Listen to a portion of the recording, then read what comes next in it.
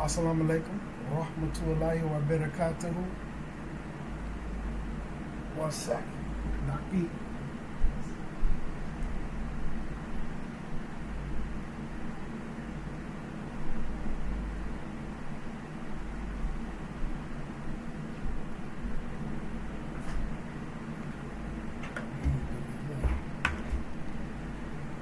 Okay, honey. So I had did a video about a brother who had left Islam after being Muslim for 28 years. A'udhu billahi min dhalik. So in the comments, a brother had said that it was, he left Islam. It was the Qadar of Allah for him to leave Islam, which is, I agree. So alhamdulillah, and this is why I like when people make comments, because sometimes people who watch the videos that be in the Telegram group, it sparked them to ask questions. So somebody seen the comment, so what they asked me was, and I'm kind of paraphrasing it, that if everybody is born Muslim, right, isn't it the Qadar of Allah that everybody is born Muslim? Then how is it the Qadar of Allah for him to leave Islam if you born into Islam? So I was kind of briefly, in short detail, trying to explain to him that hadith doesn't say that everybody is born Muslim. It says that everybody is born on the Fitra. Everybody is born on the Fitra. So there's a difference between the Fitra and the Qadar. And Qada. Qada. See, there's a difference between the Qada, the Qadar. Qada is Qada. Qadar is Qadar. Although they go hand in hand, but there is some differences between the two. And inshallah, I'll break them down. So the Fitra, so along with the hadith, it says that, hold on, let me put it on. Let me pull this hadith up real quick. Okay, so the hadith, it says, there's none born, but is created to their true nature. There is none that is created except for up on the Fitra, right? It's true nature. Then it is their parents who make them, who take them off of the Fitra. Some of the English say, turn them into a Jew, a Christian, a Magian, some of these. So like, alhamdulillah, I'm glad we into it. Because for the ones who say being a Jew and being a Christian is all part of Sirat al-Mustaqim, right? But if you notice, this hadith is saying your parents is the one that turn you into a Jew or a Christian or these other things. Separating them from Sirat al-Mustaqim, but not what Allah sent to them, what they became. So in the video, with me making the point of him leaving Islam after 28 years, by him saying that it was all Sirat al-Mustaqim, like sometimes when I was just in the moment thinking about it, I had seen things, so I was talking, so sometimes I be leaving out certain words and I'm rambling because I got a short amount of time.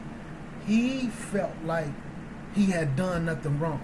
So there is some Muslims that feel like Sirat al-Mustaqim is being Jew, Christian, and Muslim, that all of us the same. So if I leave Islam and choose to be Christian, I've done nothing wrong. So I listened to the video again, and I left that detail out by me saying he was trying to say it's all Sirat al-Mustaqim.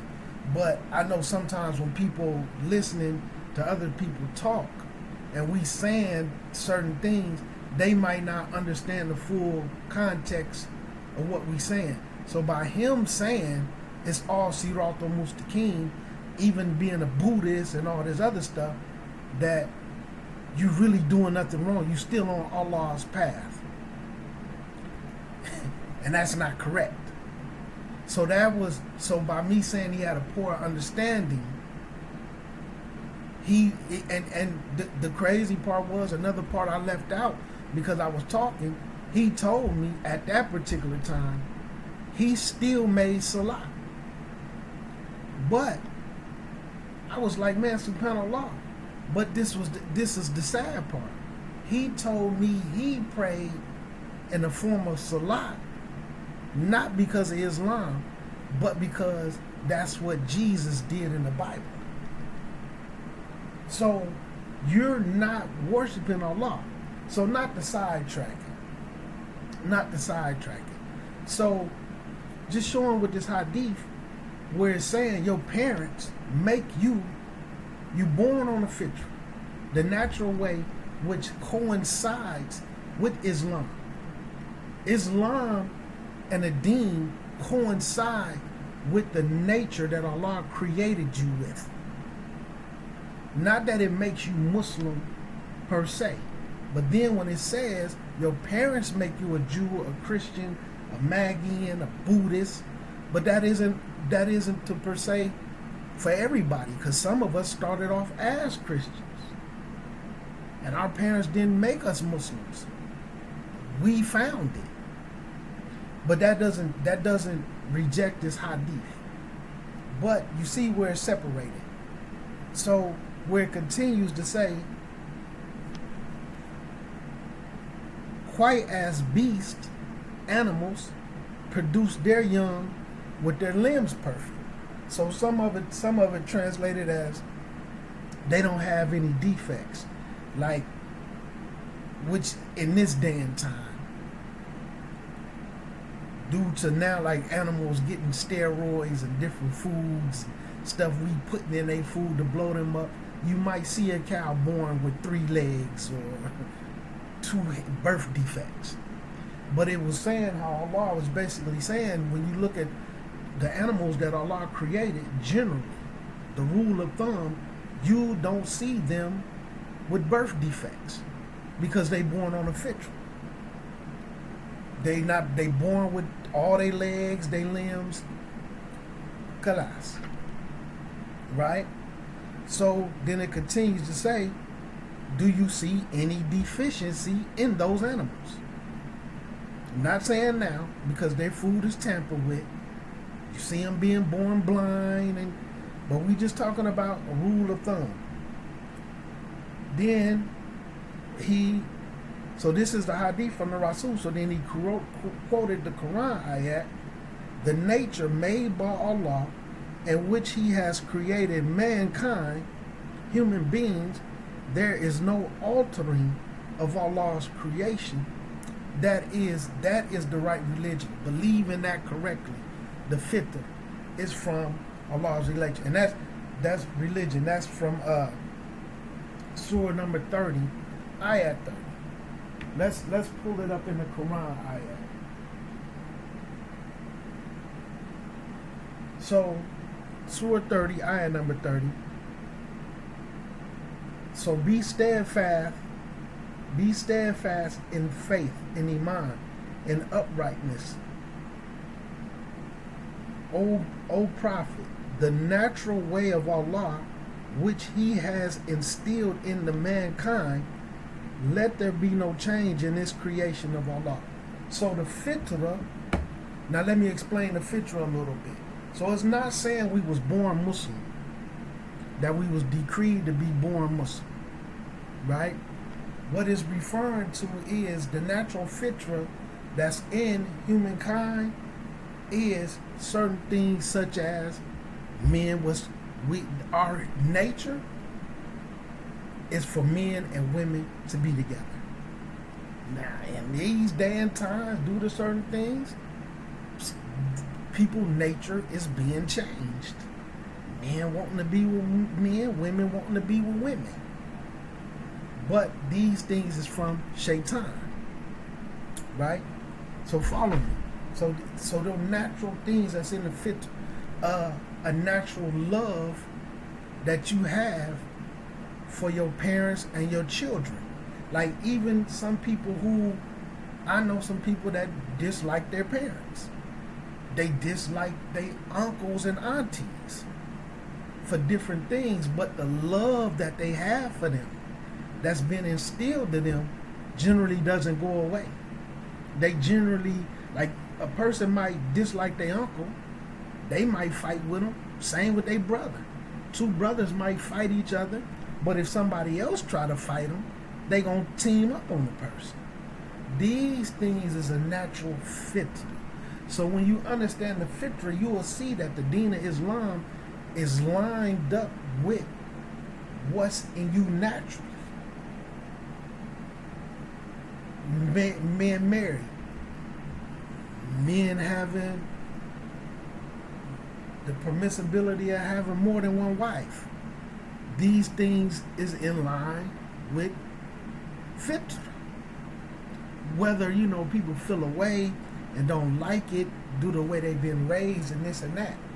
So, because I don't want this to get too long. So, that kind of explains the fitra. So, we born with a natural fitra. You don't have to be taught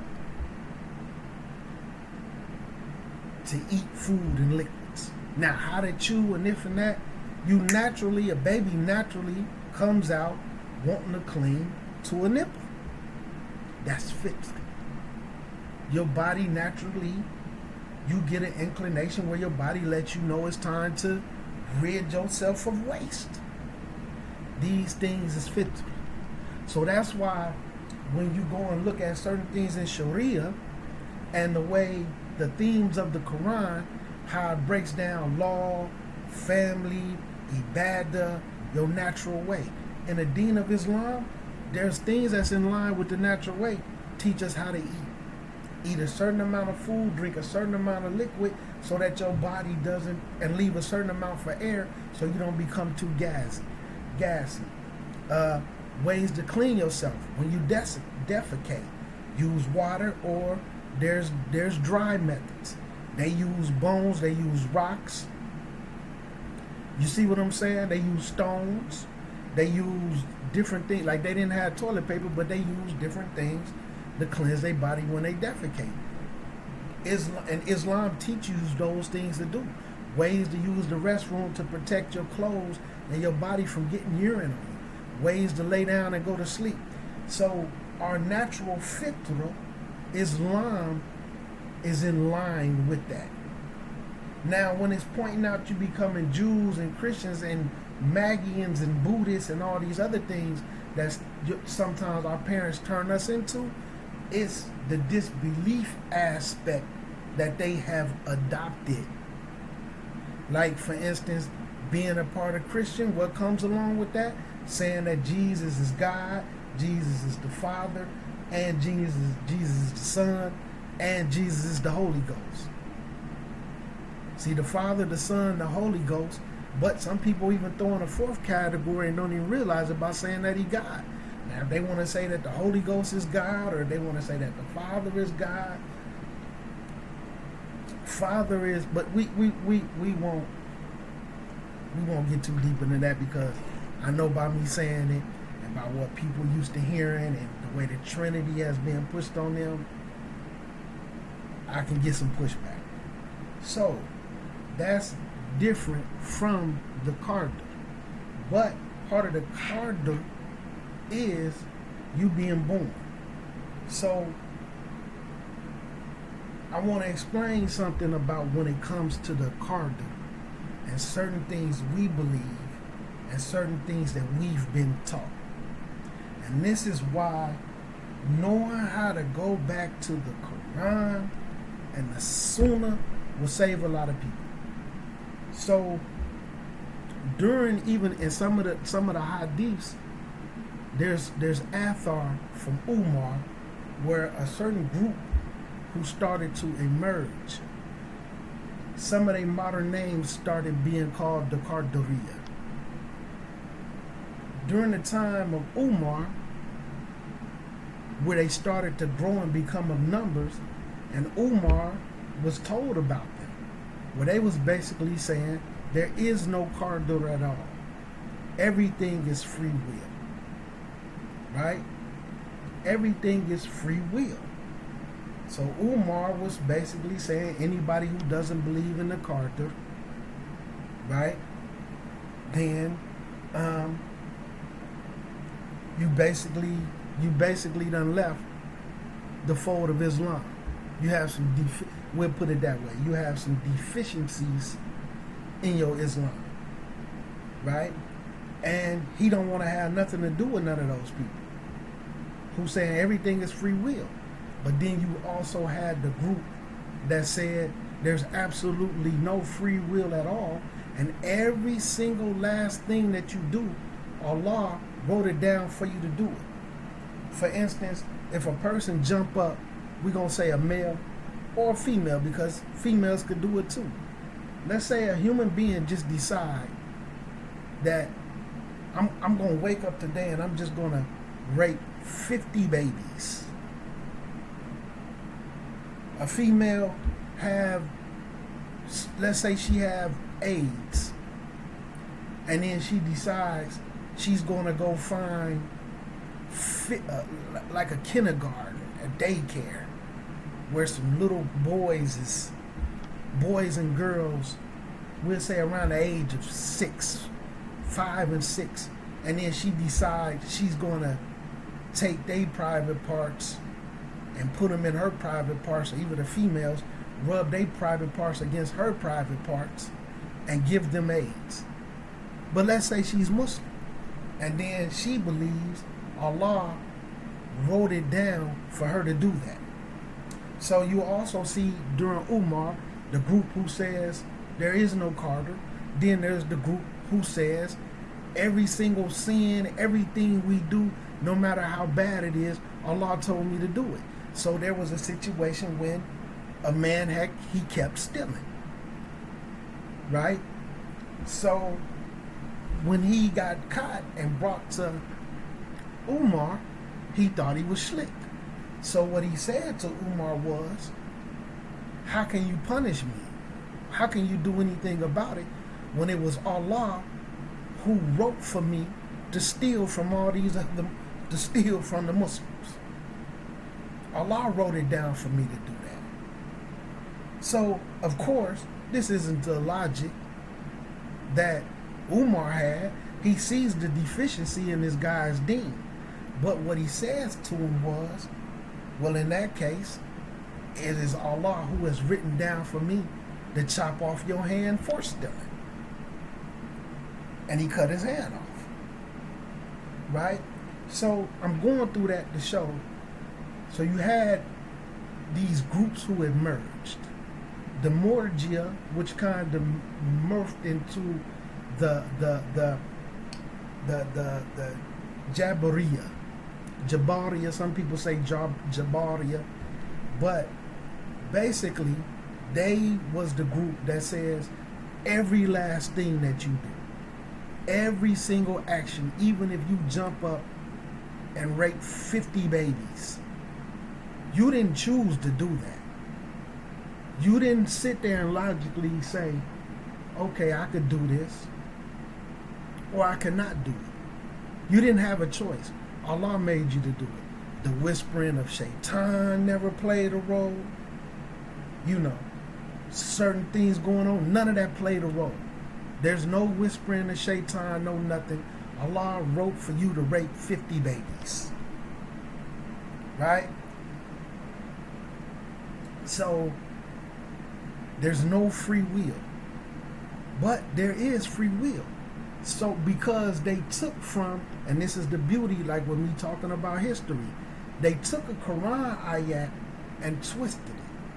But they twisted it in an understanding about not the English version of how we describe what the Qadar is, because Arabic give it a lot stronger. But before before they accepted Islam, the Jahiliyyah understanding of what was Qadar mixed in with time and different Kufa, when they came to Islam, they didn't take the Islamic definition and what Allah said about the Qadar. They kept the definition and the terminology that they had, that the Arabs used before Islam, and they kind of mixed the two. So some of what their belief system was, it didn't, the way they seen it, it didn't come from Islam. It came from what they believed in before they was Muslim, before Islam came. You see what I'm saying? So this is what, and that also kind of tied in what I was talking about.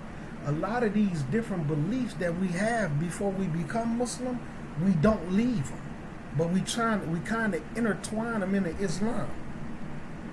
So you had these two sets of groups, the Morjia, the Jabariya, who was to the extreme. You have absolutely no choice in anything. If you jump up and rape 50 babies, and if you're a woman with AIDS, but we talking about Muslim men and Muslim women, and you decide to just go to the daycare and you got 50 kids and they're boys and girls, and you just going to infect all of them with the AIDS virus, Allah wrote for you to do that. You see what I'm saying? Like, as far as 50,000 years before creation. Now, like I say, I know because of some of the things we've been told and some of the things that got to us, some things is going to sound strange, but we're going to look into the Quran and we're going to look at some of the statements of the Salaf, right? So, just a touch, you had the people of Kalam, the Qadariyats, who say there is no Qadar, everything is free will. Then you have the Morjia, the Jabariya, the Jabariya, there's no choice in anything you do. Allah already decided and made you do it. He wrote for you to do it, every last thing. So you got the two groups. So through these two groups and arguments, there birthed other groups who felt like, okay, we in between those groups. And this is our thoughts and beliefs. Their teachings never left. So some of us, now with the Murjia, Abu Hanifa he's heavily associated with the Murjia, with that belief system. So they go to some of the books that he wrote. So I'm saying that because the Hanafi madhab, which comes through heavily through the Tabliki Jamaat, through the Deobandis, who is like they have some Sufi and Shiite beliefs in the Deobandis, but they heavily influenced by Imam Hanifa.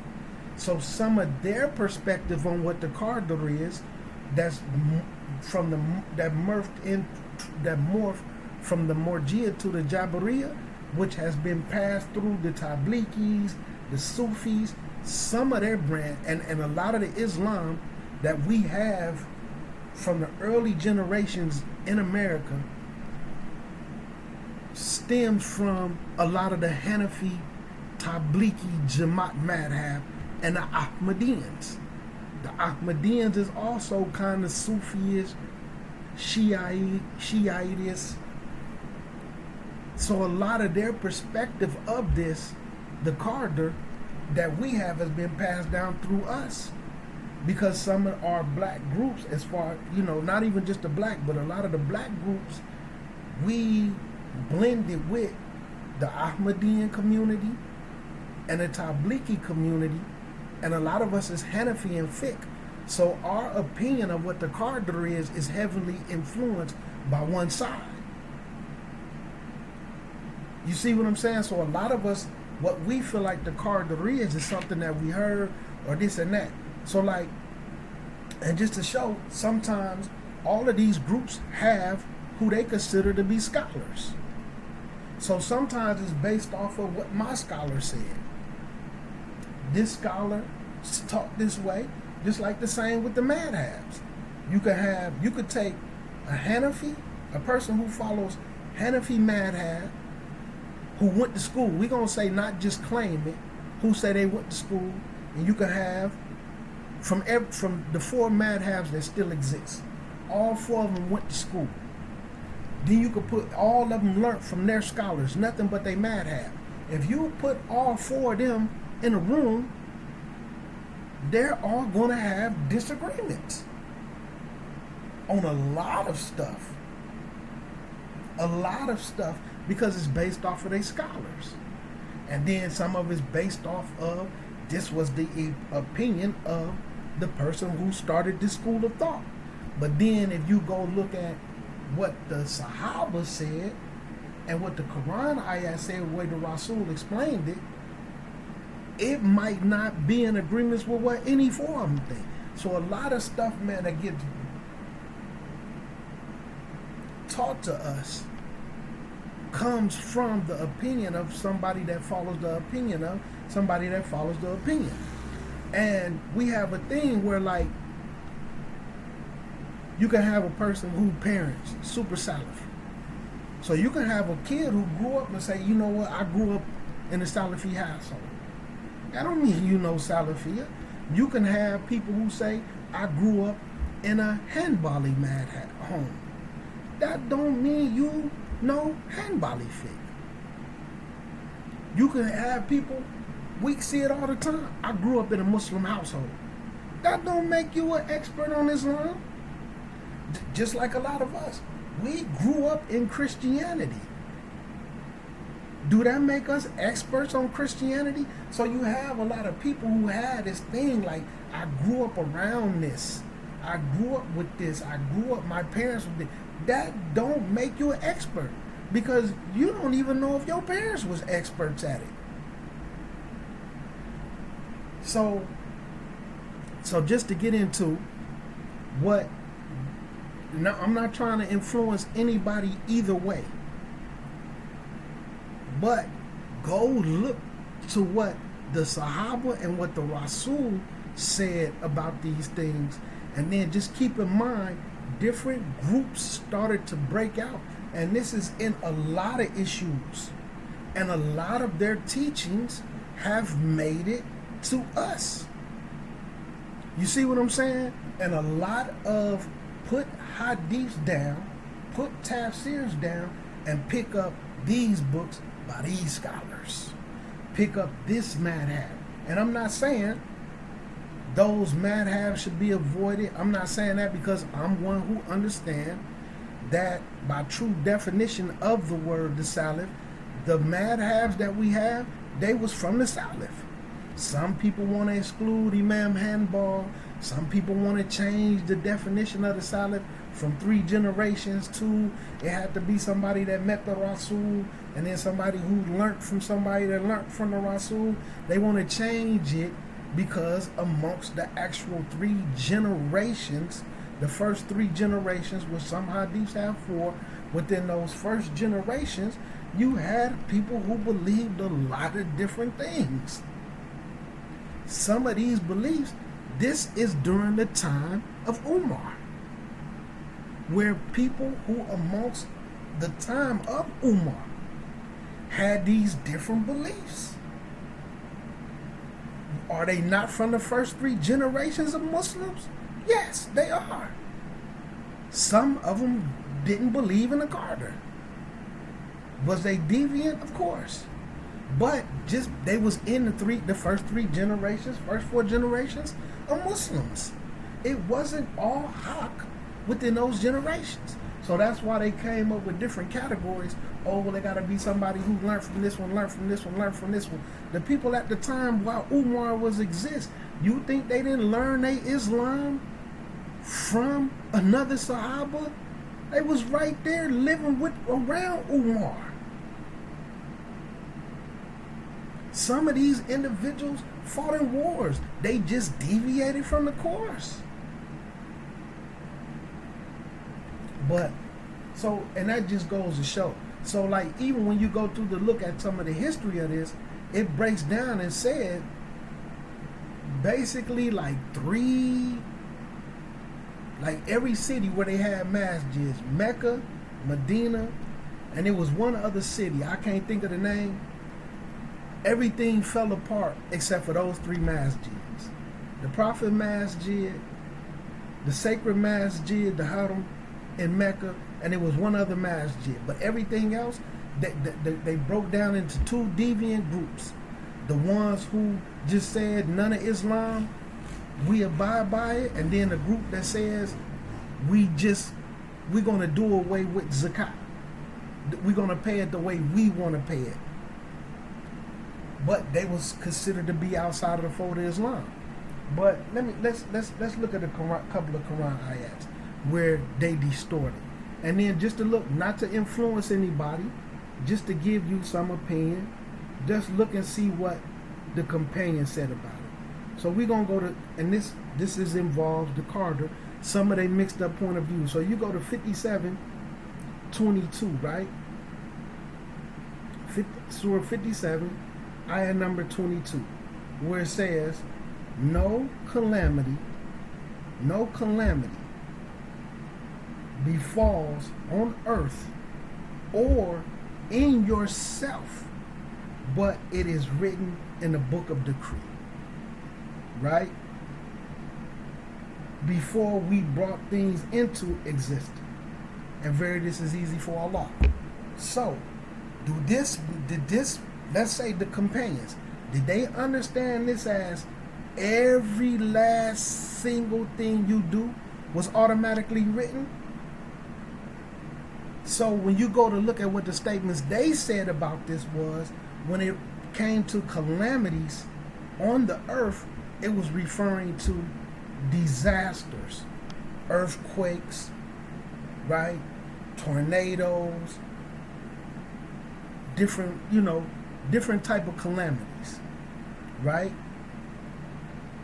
Plagues, like even if it was man-made, like COVIDs, different plagues and different things that was going on. Then when it says within inside yourself, it was referring to different diseases such as people may be born with asthma, bronchitis. People may be born with, and they deaf in one ear. They born with some eye degenerate type diseases within yourself. They born with one arm, 15 toes, one leg, no legs. They born birth defects. So this is, when you go to look at their statements and you look at a lot of the tafsirs, it was saying this is how it was taught to them and how they understood it. Now I know everybody don't deal with hadiths, and hadiths and tafsirs, but you have to understand, when the companions memorized the Quran, why did they learn it 10 ayats at a time? Because they learnt the tafsir that came with the ayat. How this ayat is supposed to be understood, how this ayat should be explained. So they learnt it 10 ayats at a time because they was learning how this ayat should be understood, not just how to recite it, or tajweed as we call it.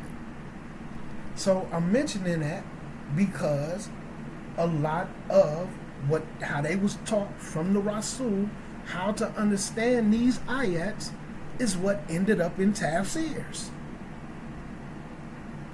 So that's just to touch on some of what they said this ayat meant. Not if you get up and rape 50 babies.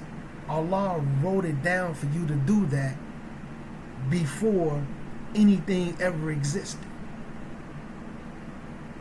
Now let's go into a look. Now, like I'm saying, I'm not trying to influence anybody any way, but I'm saying from these groups that broke out, some of the understanding that they had that the companions didn't agree with has reached us. It has reached us. Now, to kind of break down, and I wrote it down a little bit as far as the Qada and the Qadar, right? Before we touch a couple of Quran ayahs. The Qada is more like the wheel, right? Allah putting it in motion, making it happen. The Qadar, to bring it down to a simpler English term, Allah's decision, right? Allah's decision, that's the decision has been made, and nothing can change nothing's going to change that decision that has been made, right? So there's the will, well, Allah wills it. That's why you have a difference between inshallah and bi'idhni Allah. Bi'idhni Allah ta'ala. If Allah will it, so we've been taught from the Quran, ayat, and numerous hadiths, if you really want to do something and you want something to happen, why do you say inshallah? Because you want Allah to will it for you. So let's say somebody asks you to come to something and you really want to go, but you're not sure if it's written for you or not, and you really want to do that thing. So you say inshallah. Allah taught us to do that. Why? So that Allah will will it for us. So then right then, when Allah wills it for us, a decree has came down. So yes, that is the Qadar as well. But that don't mean that it was written 50,000 years before everything was created. That's why you have, and okay, before I go into that, so when you say bi'ithni Allah ta'ala, and you can see these statements in the Quran, that's more of, as opposed, if Allah wills it, to Allah will it for me. Allah make it happen for me. That's why that's why we was taught how to make istikhara. And then you have to walk in that direction. And because you want Allah to will it for you. And if Allah will it for you, then it can happen for you right then. When you go to your hadiths, so that's why when you understand there's two types of Qadar. Not the four types of ways to understand the Qadar, or some would say pillars of the Qadar. You have two types. There's the Qadar that can't be changed. There's the Qadar that can't be changed. And then there's the Qadar that can be changed. So you have what was written in the book, and there's what their opinions of what those things was. Then when you go into the hadiths, there's also where when a person is a baby, after you start going through the phases, what happened? Allah sends an angel to come write down 4 things on that baby that's going to be in Allah's wills. So what can change? There's 2 things that can change. Authentic hadiths and in the deen, there's 2 things that can change the Qadar that's changeable. 1, dua. 2, the evil eye. So the scholars have, there's always some disagreement, but some of the scholars say the part of the Qadar that can be changed is what was written on the baby, what the angels wrote down, not what Allah wrote in his book. Some of the things that you can't change, you gonna die. We all gonna die. You might be born with a disease that's not curable. You might be born with no arms to your elbows. You might be born where your feet is at your knees. From your waist, and now your feet is where your knees are. These is things that you can't change. right? But dua can change the Qadar. So like there's even hadiths, and when you go to certain Quran ayats, for instance, about how your lifespan can be expanded through different things. It could have been written for you to die at the age of 60. But then you do things, and then Allah changes the will, changes the decree, and now you've been granted life until 70. But when it's been changed, it's just been changed to a different Qadar, so that's also the Qadar of Allah. So this is hopefully, to help the young brother, because I hate that I have to speak in a particular way, because when you're on YouTube or a platform like this, it's not controlled as to the aspect of, for instance, the people who want to teach this class at this masjid or at this school, they may be Salafi. I ain't going. I don't want to go learn that. So but they know the people who come in there and sit down with them to learn from them are like-minded. So when you're on a platform like this, a plethora of all type of beliefs, they're listening to you. And then some who kind of knew, you don't want to influence them the wrong way, because you don't know who around them that's in their ear, and they don't know where their belief system came from. You see what I'm saying? So I hate when that's why a lot of times I be stuttering and stumbling on my words, because I'm trying to be careful, because people may, like I say, my Telegram be off the hook. Or, sometimes, people say things. Alhamdulillah. So, let's just touch another Quran ayat. We're going to touch Surah 13. Hold on. Because I got a couple. So we're going to go to Surah 13, ayat number 11. Because like I say, one group believes we don't have no free will at all. Our choices mean nothing. But no matter how bad or awful you did, Shaitan didn't whisper to you. Shaitan didn't trick you. Your desires, you didn't fall victim to your desires. Right? Surah 13, ayah number 11, right? For each one of us, there are angels in succession. In front of us and behind us. Right? And they're protecting us by Allah's command.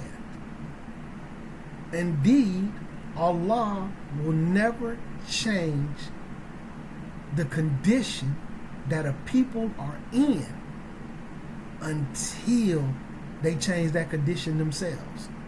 This is from the good to the bad. Right? So if you up on good, as long as you continue to be up on good, Allah isn't going to change that to a bad condition. And if you're on a bad condition and you choose in this way, Allah isn't going to change it good for you until you start to make those changes. This right here is from your own free will. If you making these good decisions, Allah gonna leave you on that. But if you choose to do this and that, then Allah gonna leave you there. The decision, the Qadar, the decision is to leave you up on what you've chosen until you change. Not saying this was written 50,000 years before. I'm trying to be very careful, because I know sometimes we stuck on what we've heard.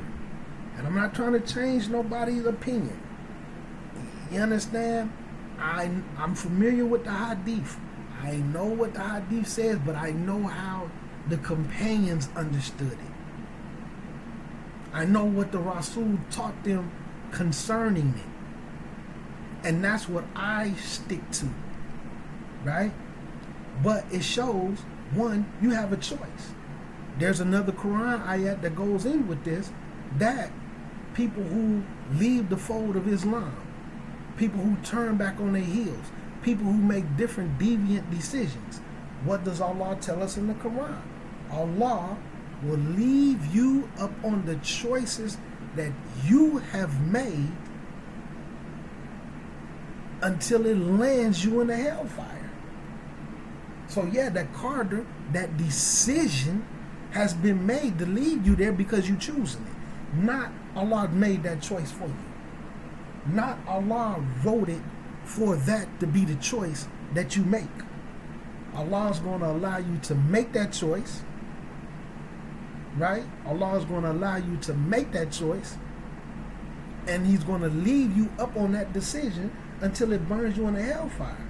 Now, if you make tawbah, if you do the things that Allah tell us to do, and start to turn back to the good, then possibly Allah may accept that and change your condition. So there's a decision that's made, but then if Allah changes that decision, it's also the Qadar. It's just a new Qadar. You see what I'm saying? Just like where there's certain du'as, some ways where I heard some scholars explain, like let's say for instance, it was meant for something bad to happen to you when you left your home, but you made the du'a for leaving your home. So now that Qadar has been changed to something else. The decision for Allah to not allow it to happen, because that's also the Qadar. So when you understand that, even if the decision has been changed to something else, that's still the Qadar of Allah. So nobody is denying the Qadar. And then when you look at the four pillars of how the Qadar should be understood, these things will make more sense. So like I said, just coming into Fitra, Qadar, free will. The Quran allows us to let us know that we have some free will. There's a surah in the Quran, 97. Let's pull up 97. Let's pull up 97. Which has more than one name, but so some of y'all, some of our translations will translate Surah 97 as the Qadar, right? So let's just read it real quick. Verily, we have sent it, this Quran, down on the night of Qadar, right? And what will make you know what the night of Qadar is? Surah Al-Qadar. So what will make you know what the night of Qadar is? So this is going to give us some explanation, to give us some form of what the Qadar is, right? The night of Qadar is better than 1,000 months in worship. Better than 1,000 months in worship. Therein descends the angels and the Ruh, which is Jibreel, by the permission of Allah, which basically the permission, Allah beeth ni Allah, Allah is allowing for the decrees, Allah's decision to be brought down that night during Ramadan. Now when you go and look at the tafsirs, these decisions, these decrees is for what's going to happen from that night of Qadar to the next year of the night of Qadar. These things are going to be who's going to get sick, who may lose all of their wealth, who may get rich, who, different things like that. That's why people want to be doing a whole lot of worship and different things on the night of decree so that they can get a good decree for the following year.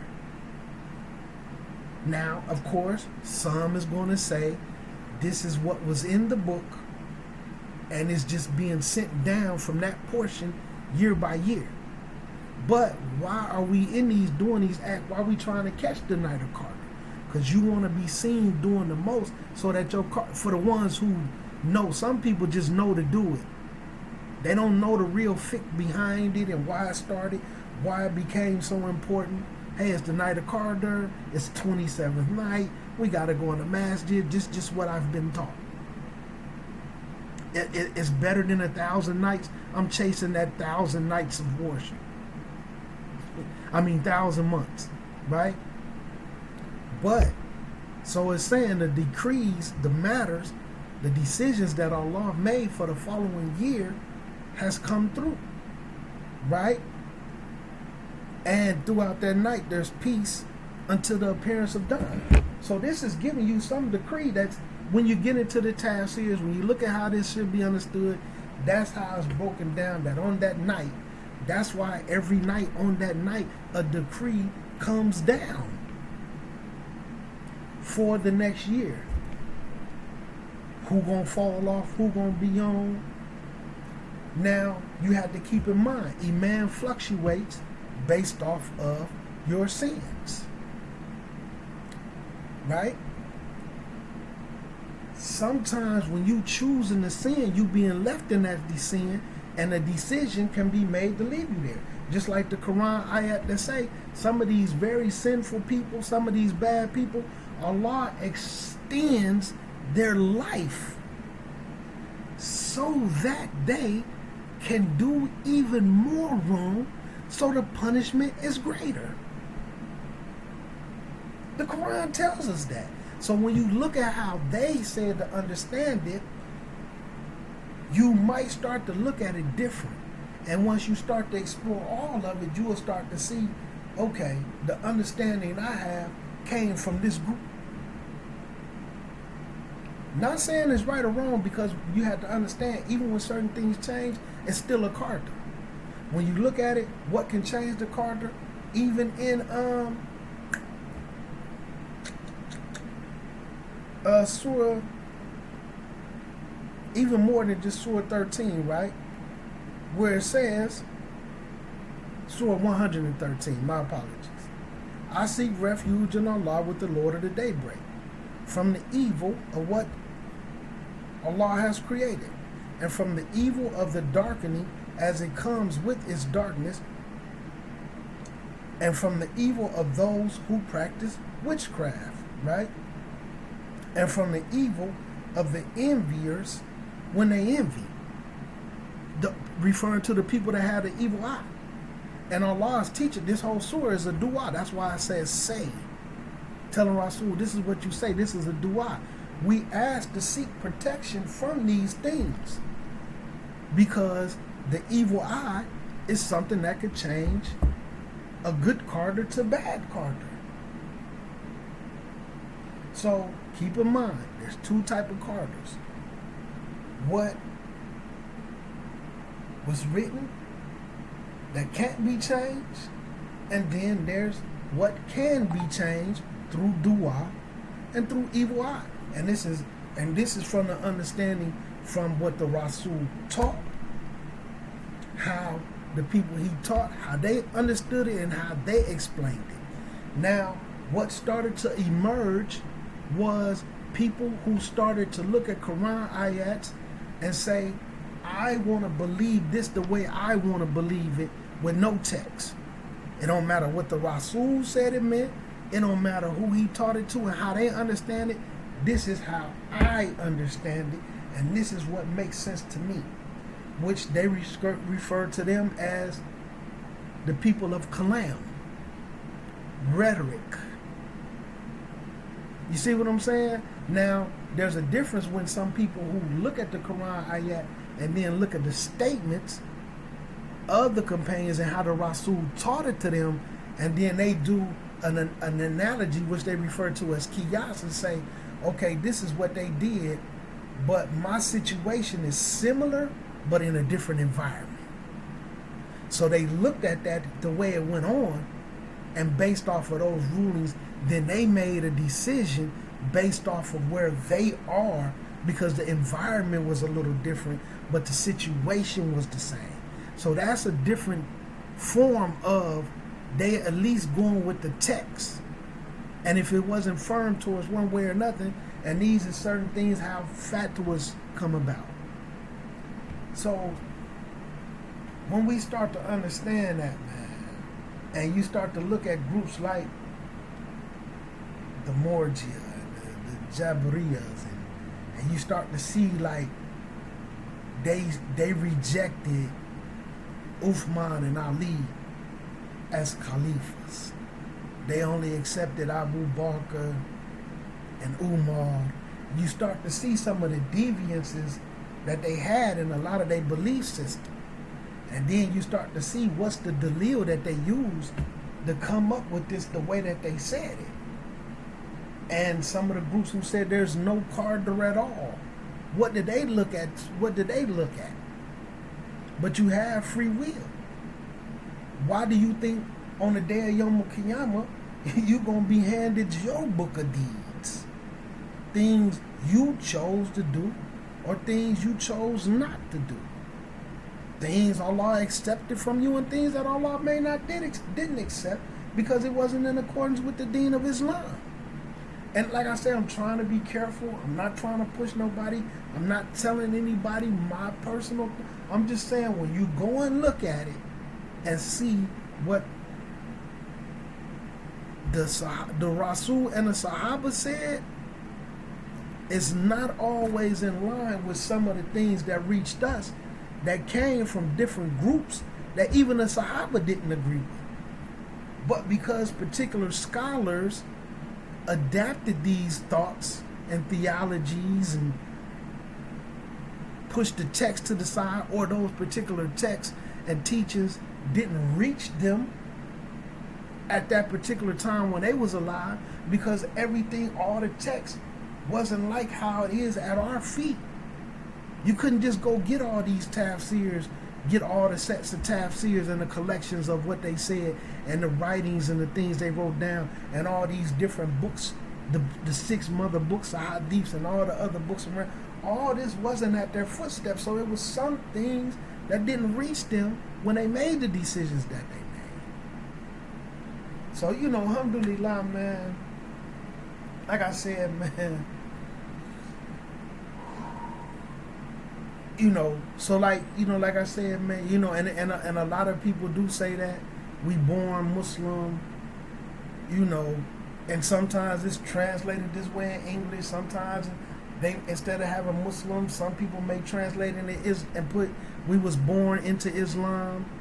And that's why I was saying in a previous video, some of these books, when they translate them into English, they translate, instead of putting the word for word, the Arabic, they translate it to the school of thought, the position that they hold from their particular school of thought, or the scholars that they listen to, and they put that interpretation there.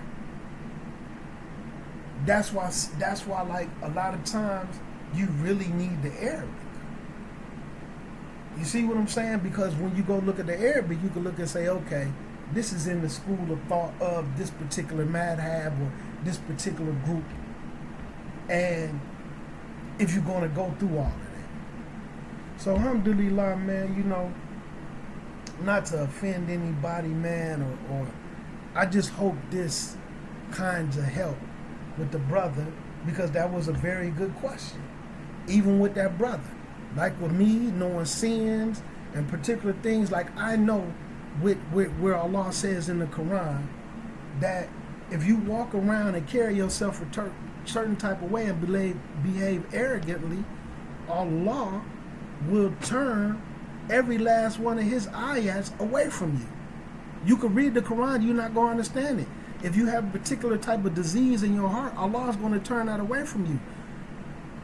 When Allah loves a person, when Allah wants good for a person, He does what?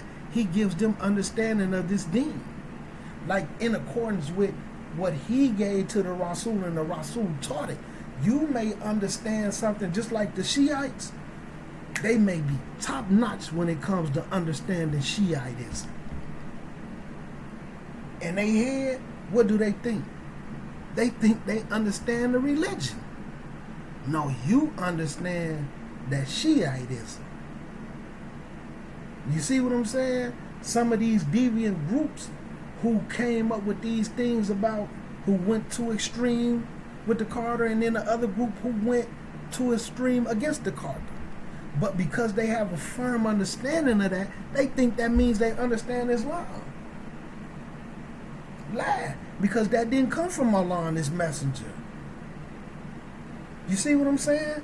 So the point is, sometimes a person leaving Islam because Allah knows in their heart, although they choosing it, there's Quran ayahs, there's numerous Quran ayahs where Allah is saying, if you choose to leave this deen, if you choose to turn away from this deen after you have accepted it, Allah just gonna replace you with somebody else. Not I wrote for you 50,000 years before anything for you to leave this deen. Allah say if you choose to do it. But we know Shaitan influences people. Shaitan told Allah, I'm gonna sit in their path and I'm gonna attack them from different ways.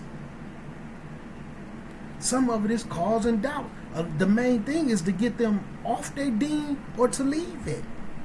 Shaitan plays a role in that. And some of this brother belief system, which was never ever firm or instilled in him, he never got the stronghold of what Islam really was and what it should have been. And he had doubts in his deen, which is one of the ways that Shaitan attacks you and cause you to doubt certain things. And then because he feel like Siratul Mustaqim is everything under the sun, Buddhism, Sikhism, Judaism, Taoism, Christianity, Catholicism, whatever it is, anything, Egyptology, no matter what it is, I'm just switching over one belief for another one. Because it's all Siratul Mustaqim. Brother, you done deviated straight off the path, man. Shaitan got you, B. So yeah, the decision was made after you made that choice. The Qadar came down to allow you to stay up on that choice you made. Like Allah tell us in the Quran. You know, man, alhamdulillah, man, and I know, you know, I hope this kind of clarify for the young brother, and I hope you understand I have to be careful because I'm also trying not to be attacked. You know what I'm saying? And because sometimes, a lot of times in America, not even in America, I'm just going to be real. A lot of times, the conversations and the back and forth be between people who looked at the text and people who didn't. This is what I was told. This is what I was taught as a kid. This is what I heard. This is what I seen. I didn't necessarily go look at those texts. Or they looking at texts from individuals who was heavily influenced by the Ahmadiyans, the Sufis, the Shiites, these particular groups where some of their thoughts and belief made their way to us through the Tablighi Jamaat and different Hanafi groups, not per se the Hanafi madhab, but even if you go start to learn and look at these groups in the Murji'ah, you will see how Abu Hanifa, the founder of the Hanafi madhab, his influence, his role in the Murji'ah, and some of his writings, which morphed into different groups and some of these things.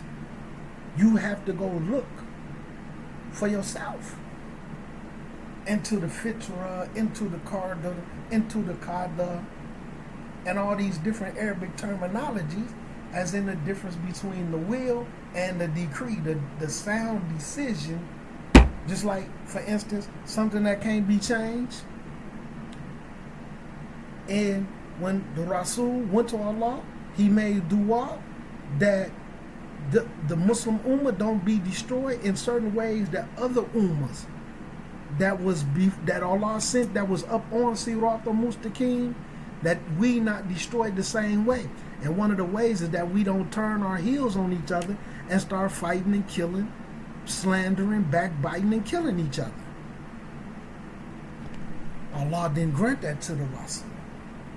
That aspect, that Islam doesn't fall apart due to internal issues. But what Allah sent is always going to be there.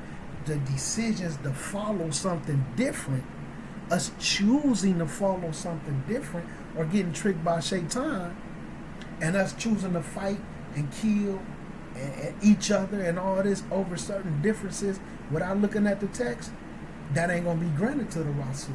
So what's that? The Qada is that this thing is going to fall apart